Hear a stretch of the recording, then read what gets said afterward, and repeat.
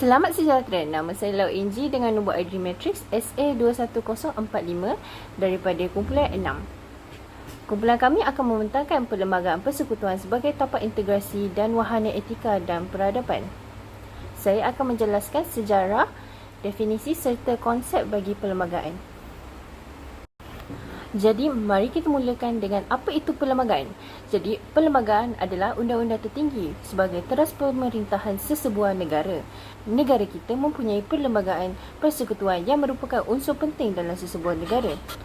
Perlembagaan persekutuan berasaskan nilai tradisi Kesultanan Melayu dan digabungkan dengan prinsip undang-undang Inggeris yang disesuaikan dengan nilai tempatan. Jadi, apakah kandungan undang-undang negeri Melayu? Well, pertama, raja sebagai pemerintah. Kedua, rakyat memberikan kesetiaan. Ketiga, undang-undang dan sistem pemerintahan ditentukan oleh raja. Dan keempat, undang-undang pada zaman Kesultanan Melayu Melaka iaitu Hukum Kanun Melaka dan Undang-Undang Laut Melaka mempengaruhi kandungan undang-undang bertulis di negeri Melayu yang lain seperti Hukum Kanun Pahang, Undang-Undang Kedah, Undang-Undang Johor dan Undang-Undang 99 Perak. Seterusnya, bagi kandungan undang-undang Inggeris pula, British memperkenalkan undang-undang di negeri-negeri selat yang dikenali sebagai Charter of Justice. Undang-undang Inggeris diambil daripada undang-undang yang digubal di England. Piagam terpilih yang bersesuaian dengan kegunaan negeri-negeri selat saja diguna pakai seperti Charter of Justice 1807. Di Sarawak terdapat The Sarawak Application of Laws Ordinance 1949 yang menggunakan the Common Law of England. Di Sabah pula, undang-undang yang sama disebut Sabah Application of Laws Ordinance 1951. Negara kita sudah mempunyai undang-undang dan adat Melayu sebagai asas perlembagaan sebelum kedatangan kuasa barat. Undang-undang ini menjadi panduan dan kawalan kepada raja dan pembesar dalam proses pemerintahan negara. Undang-undang ini berubah mengikut perkembangan masyarakat sehingga pengenalan undang-undang dari barat sekitar awal abad ke-19. Jadi, bagi kronologi pengumpulan perlembagaan persekutuan pula, sejak mencapai kemerdekaan, Parlimen berkuasa penuh membentuk undang-undang negara. Ahli Parlimen meminda perlembagaan bagi menegakkan kedaulatan negara. Jadi, apakah kronologi pembentukan perlembagaan persekutuan? Pada awalnya iaitu 1877, Majlis Negeri Perak mengadakan mesyuarat pertama yang menitik tolak kepada pembentukan undang-undang negara. Majlis Negeri Perak mengubal undang-undang di Negeri Perak. Setelah itu, peranan ini dimainkan oleh semua majlis negeri di negeri Melayu yang lain. Seterusnya, pada 1946, undang-undang di negeri-negeri sulat digubal oleh Majlis Undangan. Manakala undang-undang di negeri-negeri Melayu bersekutu digubal oleh Majlis Persekutuan dan undang-undang di negeri-negeri Melayu tidak bersekutu digubal oleh Majlis Negeri. Pada 1948 pula, Perjanjian Persekutuan Tanah Melayu 1948 dibentuk dan ia terdiri daripada negeri-negeri Melayu, Melaja dan Pulau Pinang. Ia merangkumi pentadbiran kuasa Raja Melayu, perundangan serta kewarganegaraan. Dan akhirnya pada 31 Ogos 1957, pembentukan Suruhanjaya Perlembagaan Tanah Melayu atau Suruhanjaya RED telah dibentuk. Ia disesuaikan dengan model Westminster dan menjadi asas perlembagaan negara kita pada hari ini. Itu sahaja pembentangan saya pada hari ini. Saya akan serahkan kepada Peggy. Hai, I'm Peggy. Kandungan yang saya pilih adalah perlembagaan sebagai tiang seri dan tapak integrasi. Pertama, perlembagaan persekutuan dapat menjamin keselamatan dan kesejahteraan rakyat. Contohnya, hak asasi rakyat seperti kebebasan bersuara akan mengikut akta undang-undang yang ditetapkan. Selain itu, perlembagaan persekutuan juga mengikut masyarakat untuk merujuk pada satu undang yang sama. Contohnya, bahasa kebangsaan adalah bahasa Melayu, agama Islam ialah agama persekutuan, dan rakyat berhak menganti dan mengamalkan agamanya. Samping itu, perlembagaan persekutuan juga dapat menjamin kestabilan politik dan sistem pentadbiran negara. Sebagai contoh, penubuhan Bandar MKN membolehkan pihak kerajaan mengisytiharkan kawasan keselamatan, menjelaskan kuasa-kuasa khas pasukan keselamatan dan perkara-perkara yang berkaitan. Seterusnya, perlembagaan persekutuan juga melindungi kepentingan semua kaum dalam jaminan keadilan sosial antara kaum. Contohnya, perkara 140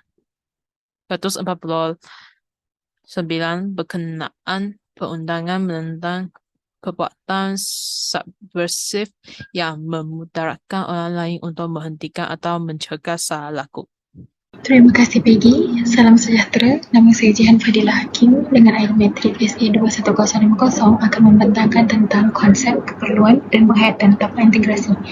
Tapak integrasi itu sendiri membawa maksud sebagai sebuah wahana sosial bagi menyatukan kelompok masyarakat melalui satu identiti bersama. Seterusnya, ciri-ciri tapak integrasi yang merupakan sebuah ruang dengan tujuan pertemuan dan menjadi ikhtiar bagi mencapai sebuah persetujuan secara aman dan juga harmoni.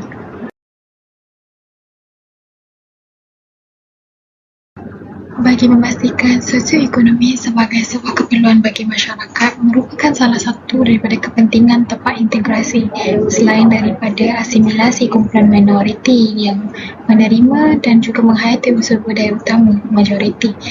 Hal ini kerana adanya kesedaran menghormati norma dan juga nilai masing-masing menurut teori integrasi itu sendiri. Namun begitu, semestinya terdapat beberapa cabaran dalam pemupukan penghayatan integrasi ini. Sebagai contoh, kurangnya percampuran sosial antara kaum yang membawa kepada sikap perkauman. Oleh itu, perlembagaan itu wujud dengan tujuan masyarakat Malaysia kekal dengan aman dan juga makmur. Antara tapak integrasi adalah termasuk juga makro. Dalam memastikan integrasi antara kaum, kerajaan mengambil inisiatif menjalankan program yang perlu diikuti oleh semua kaum berbentuk top-down iaitu atas ke bawah yang juga dikenali sebagai makro. Antara contoh top-down seperti penubuhan Jabatan Perpaduan Negara dan Integrasi Nasional. Melalui jabatan ini, kerajaan berjaya memelihara, meningkatkan dan mengukuhkan perpaduan rakyat serta integrasi nasional selaras dengan apa yang termaktub di dalam Perlembagaan Persekutuan dan Rukun Negara. Tindakan lain yang dibuat oleh kerajaan bersifat top-down adalah menubuhkan dan melaksanakan dasar ekonomi baru, dasar pembangunan negara, dasar wawasan negara, dasar pendidikan kebangsaan, dasar pandang ke timur, dasar pembangunan nasional, rancangan Malaysia dan dasar-dasar yang sedia ada seperti wawasan 2020 dan transformasi 50. Antara peranan kerajaan yang utama adalah Perlembagaan Persekutuan, Jabatan Perpaduan Negara dan Integrasi Nasional, pemerkasaan sekolah kebangsaan, sekolah wawasan, program latihan khidmat negara, rancangan Malaysia, wawasan 2020 dan juga transformasi negara TN50. Peranan kerajaan yang utama adalah Perlembagaan Persekutuan. Perlembagaan Persekutuan menggariskan pasak negara iaitu kedudukan raja berperlembagaan, agama Islam sebagai agama rasmi, bahasa Melayu sebagai bahasa kebangsaan dan kedudukan istimewa orang Melayu dan Bumi Putera, Sabah dan Sarawak. Raja berperlembagaan menjadi simbol perpaduan, bahasa ibunda boleh dipelajari, agama lain diamalkan. Keluruhan perlembagaan dalam prinsip rukun negara sebagai ejen penyatuan masyarakat berbilang kaum di negara ini. Perlembagaan mengandungi asas-asas persetujuan dan persefahaman antara pelbagai bangsa yang hidup di negara ini. Ia juga memberikan kedudukan istimewa kepada orang Melayu dan Bumi Putera, bahasa Melayu, agama Islam dan Sultan-Sultan Melayu merupakan penduduk dan pemerintah asal serta agama yang diamalkan kaum Bumi Putera di Tanah Melayu. Sebarang usaha membelakangkan perlembagaan tidak dibenarkan kerana tindakan itu menyalahi undang-undang. Perkara 8, Perlembagaan Persekutuan menjamin hak kesamarataan yang amat penting bagi mengelakkan berlakunya diskriminasi dan ketidakadilan kepada rakyat, termasuklah dari segi agama, bangsa, keturunan dan jantina. Peranan lain termasuklah Jabatan Perpaduan Negara dan Integrasi Nasional. Berdasarkan mesyuarat ketiga, penggal kedua Parlimen ke-14 pada tahun 2019, strategi terbaru yang dirancang oleh kerajaan dalam memperkasa integrasi ialah yang pertama, mencari penyelesaian terhadap isu-isu perkauman dan agama yang boleh menyebabkan perpecahan kaum dan memupuk pendamaian di peringkat akar umbi. Yang kedua, meningkatkan penghayatan dan pengamalan prinsip-prinsip rukun negara kepada pelajar-pelajar berkaitan dari peringkat sekolah rendah dan menengah. Yang ketiga, mewujudkan pasukan pemantau isu-isu semasa perpaduan di media sosial. Seterusnya, mengelakkan dari penyebaran berita-berita palsu, negatif dan berunsur fitnah supaya dapat meyakinkan masyarakat agar tidak mudah percaya dengan isu dan berita sensitif. Yang terakhir, JPIP dianggotai oleh pelbagai kementerian dan agensi, dan di antaranya adalah Kementerian Dalam Negeri, Kementerian Perumahan dan Kerajaan Tempatan, Seni dan Budaya, Jabatan Kemajuan Islam Malaysia, JAKIM dan beberapa agensi lain yang berkaitan. Selain itu, peranan kerajaan termasuklah juga sekolah wawasan. Pada tahun 1997 adalah gabungan 3 sekolah berlainan aliran dalam satu kompleks, iaitu Sekolah Kebangsaan, Sekolah Rendah Jenis Kebangsaan Cina, Sekolah Rendah Jenis Kebangsaan Tamil dalam satu kawasan yang sama. Para pelajar berkongsi menggunakan kemudahan seperti padang dan kantin bagi membolehkan ketiga-tiga aliran ini di dalam satu kawasan yang sama merupakan landasan terbaik untuk mewujudkan integrasi kaum dan asimilasi budaya pada peringkat primer. Seterusnya, saya serahkan kepada saudari Loshini. Dipersilakan. Terima kasih saya ucapkan kepada saudari Shima. Seterusnya, tapak integrasi aktif yang kedua iaitu MESO, bawah ke atas, di mana peranan NGO adalah sebagai pengagih habuan pembangunan dan NGO merupakan ejen pemantauan pelaksanaan program untuk minoriti. MINGS 2004 menakrifkan NGO secara umumnya adalah swasta, pertubuhan sukarela, ahli-ahli adalah individual atau persatuan yang datang bersama-sama untuk mencapai tujuan yang sama. NGO mempunyai entiti yang pelbagai, terdiri daripada organisasi sepenuhnya, tempatan atau organisasi akar umbi yang ditubuhkan di peringkat kebangsaan dan melintasi dunia. NGO juga merupakan sektor ketiga mewakili masyarakat sivil dan beroperasi dalam persekitaran yang semakin berdaya saing pada hari ini. Terdapat 4 ciri utama badan bukan kerajaan NGO, iaitu bersifat sukarela, bukan kepartian, tidak bermatlamatkan keuntungan dan tidak melakukan aktiviti jenayah. Manakala Goldie 1997 telah menyenaraikan 7 ciri NGO untuk membezakan dengan pertubuhan yang lain, iaitu pertama, berdaftar secara rasmi, seterusnya organisasi berasingan daripada kerajaan, berbeza daripada organisasi perniagaan, seterusnya diuruskan secara persendirian, bersifat sukarela, bukan bermotifkan dakwah, dan akhir sekali tidak terlibat dalam kempen pilihan raya. Seterusnya, saya serahkan pembentangan kepada saudari Wardina. Assalamualaikum dan salam sejahtera. Nama saya Nurwardina Balkis binti Muhammad Isa, SB 20036. Hari ini saya akan membentangkan mengenai tapak integrasi mikro, inisiatif akar umbi, street wedding. Jadi pertama sekali, apakah itu tapak integrasi mikro? Okey, tapak integrasi mikro ialah sebuah ruang abstrak dan nyata di mana pelbagai pihak yang berbeza etika dan bangsa dan peradaban bertemu dan berusaha menjaga keharmonian tanpa keganasan. Jadi, apakah usaha yang telah dilakukan bagi mengekalkan keharmonian di dalam negara kita? Yang pertama ialah rumah terbuka, terutamanya semasa hari perayaan.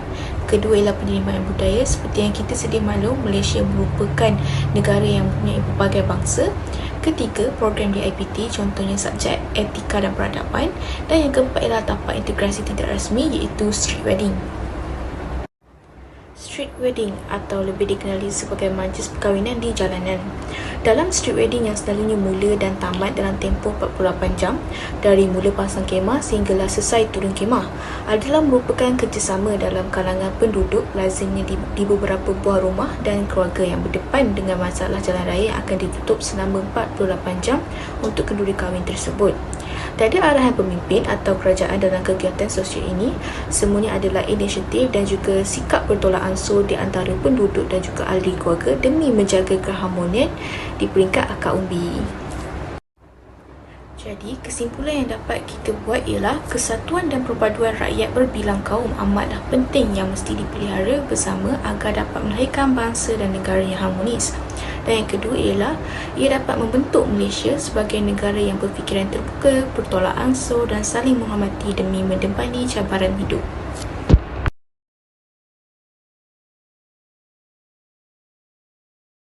Antara cabaran dan tafsiran semasa terhadap perlembagaan persekutuan, yang pertama ialah hak asasi manusia, iaitu penggunaan UTHR sebagai bahan rujukan dalam mentafsirkan peruntukan perlembagaan dan undang-undang.